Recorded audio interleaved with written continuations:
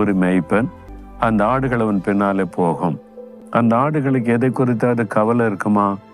எதை குறித்தும் கவலைப்படாது. ஏன்னா எனக்கு ஒரு நல்ல மேய்ப்பன் இருக்கிறான், எனக்கு ஆகாரம் கொடுப்பான், எனக்கு விரோதமாக தீங்கு செய்ய ஓநாய் வந்தாலும் அவன் என்னை பாதுகாத்து கொள்வான் என்று முழு நிச்சயமாய் இருக்கிறதுனால எதை குறித்தும் பயப்படாது.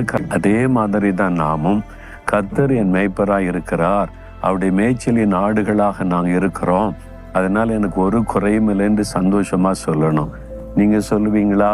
நீங்க சந்தோஷமா சொல்லுங்க. அவர் பார்த்து கொள்ளுவார்.